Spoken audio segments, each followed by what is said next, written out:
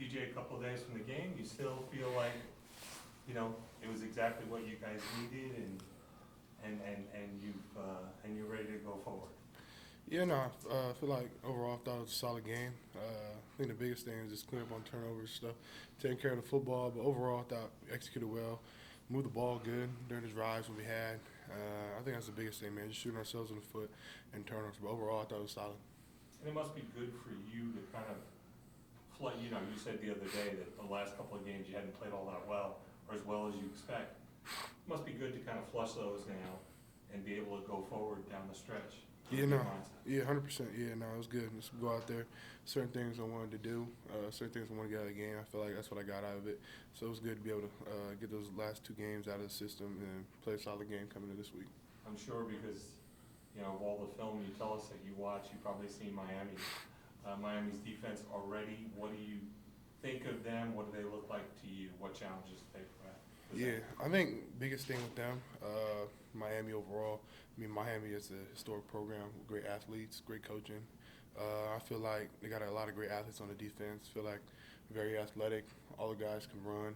Feel like from the defensive line, linebackers, safeties, corners, everybody can run. I feel like they're pretty physical as well. They all come downhill, hit.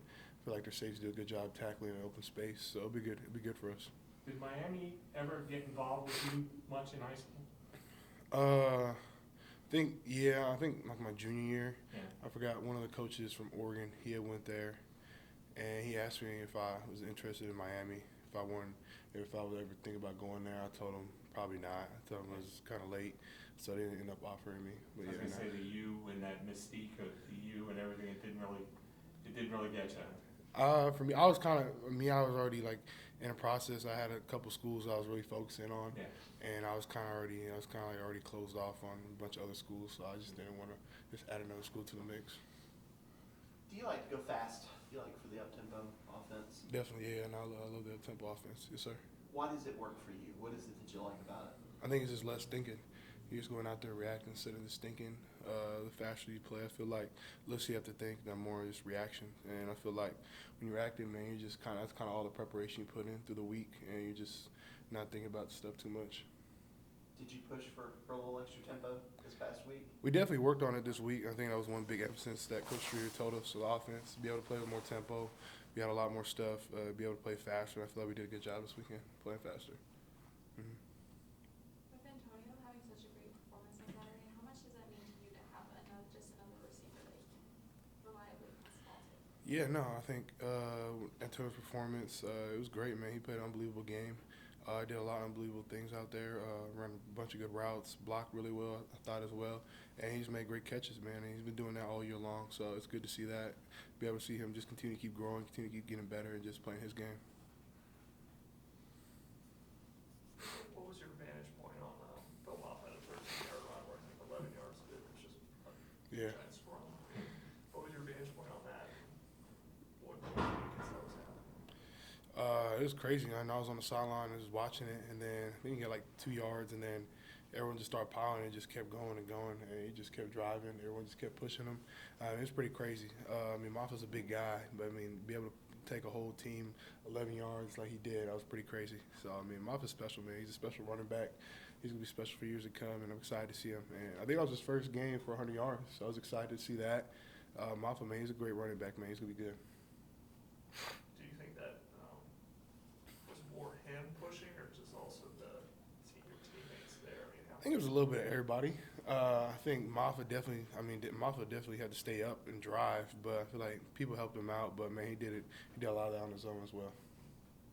If you were in that play, would you have gone out there in the scrum and tried to help him along, or would you just kind of watch? Yeah, I probably would have tried my best. I don't know how much of my effort would have helped out pushing him. All the offensive line, everybody else, they're doing a great job. But yeah, I definitely would try to get in and help a little bit. So.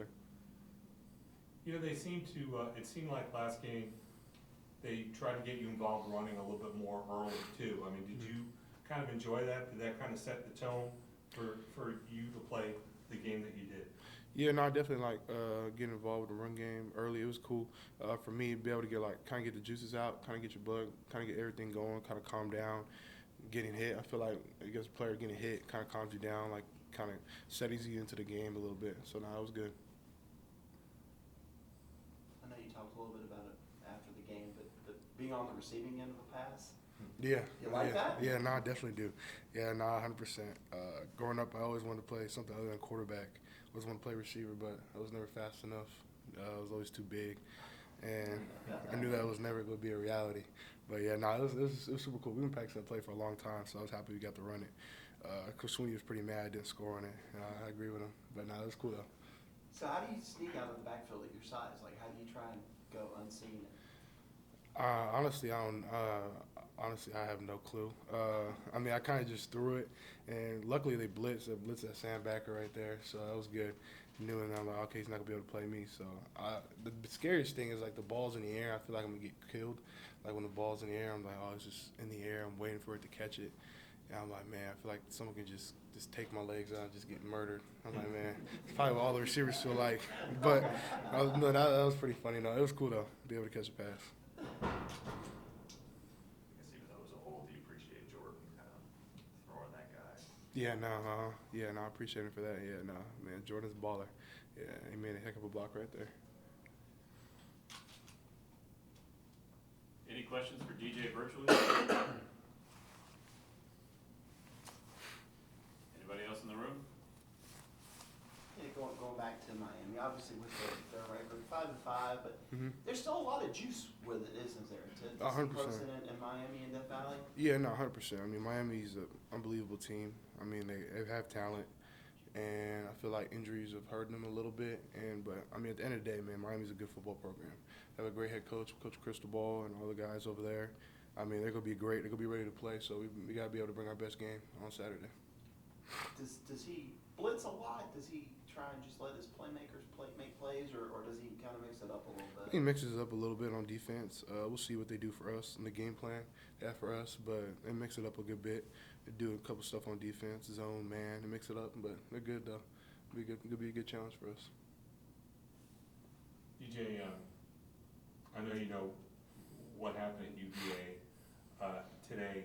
Does knowing that it's happening to a guy like Coach Elliott, who you were close to and around for the last couple of years, does that kind of make it a little more alive or a little more, I don't know, does it bring it home a little bit more acutely? Yeah, I think the biggest thing for me, what really brings it home, I mean, at the end of the day, man, I think it's innocent people that are dying, you know? I mean, it's a guy like, a college football player like me, or like just guys, I haven't heard the whole story about it, about her. I think they're on a bus, they're coming back from a field trip, and it's just like a catastrophic event that happens like that where, you know, you don't know that that's going to happen on that day. You know? It's so random, right? So sad, and it's unbelievably sad to be able, I just feel terrible for the players around it, his families, the families of the players, coaches, everybody part of UVA, and you know, it's just, it's unbelievably sad. You know, it's just stuff like that you don't ever want to have happen, or you don't ever hear about. And you know, it's just, I say my prayers for their families and stuff like that.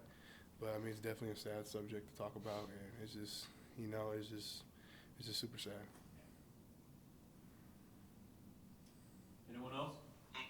DJ, have you talked with Frank at all, and have you kept up with him at all, kind of the season he's had with Miami?